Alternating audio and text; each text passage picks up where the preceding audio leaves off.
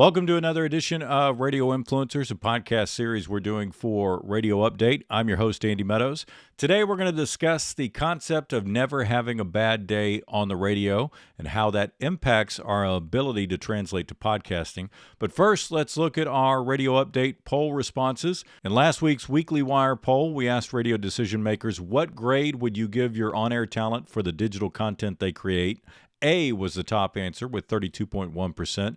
B was second with 31.1%. C came in third with 28.8%. And D was fourth with 8%. So the majority give passing grades, but of course, that's general and overall spread across all the talent. If you're headed to TAB this week, come see me. I'll be moderating two panels, both on Thursday, August 7th at 1 p.m. Big time content on a small time budget with panelists Daniel Hyatt, DNAV Incorporated, Aaron Wild, 92.1 Hank FM, and John Butler, Butler 7 Media. Then at 4 p.m., I'll be moderating a panel about extending your brand online with panelist RJ Ochoa, SB Nation, John Reynolds, Midland Creative, Jim Sherwood with Skyrocket Radio, and Brent Hudenpile, Persuading for Profits. For more info on all that, go to tabshow.org. Now let's get into today's topic. If you have any questions after watching or listening, email me at andy@radiostationconsultant.com or editor@radioupdate.com, and I'll answer them to the best of my ability.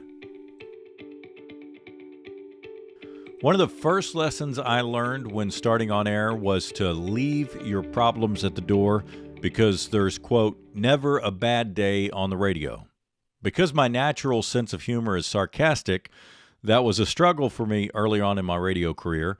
So I can remember my first radio mentor, my dad, saying something that was echoed by others I worked for over and over throughout the years. You need to smile more to improve your on-air delivery. To be clear, for the most part on terrestrial radio, the never a bad day on the radio philosophy is solid advice that I've repeated to countless on-air talent over the years, especially anyone that's naturally more of a negative person or, like me, leans into sarcasm and self-deprecating humor often, sometimes too often.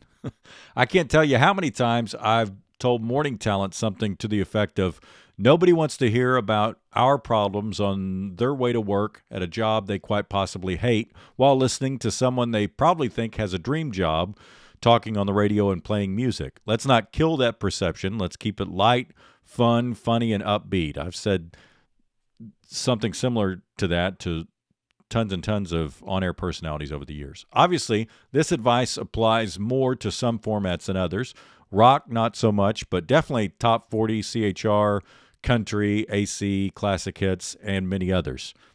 Heck, one of the stations I currently consult has the music that makes you feel good as their secondary positioner, so it's literally built into their brand.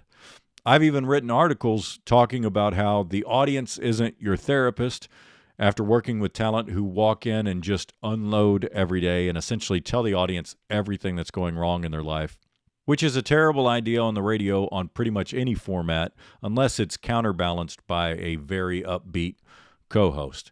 However, I believe the fact that this never a bad day on the radio mentality has been, for lack of a better word, beat into us over the years makes it hard for radio on-air talent to translate well to long-form podcasting and YouTube, which all podcasts should be on YouTube now anyway, of course, since it's the number one platform for consuming podcasts. Because what seems to work best with long-form content is more relaxed, laid-back, real, authentic hosts who lead people into genuine conversations because that tends to get what we all want on a podcast, great stories.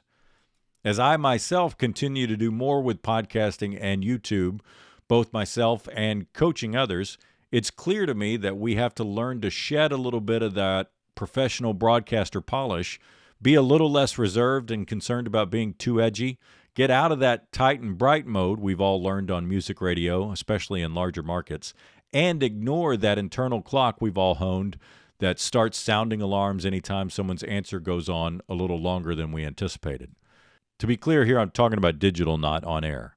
The thing I always have to tell myself on the digital stuff is just because we record it doesn't mean we're going to use it. So that helps with that internal clock that's ringing constantly in your head when we're doing stuff. And it helps push the boundaries a little bit and get more risque than we're normally comfy getting on terrestrial radio. Of course, that's a little different on live streams, but there's also a benefit of those going long form as well.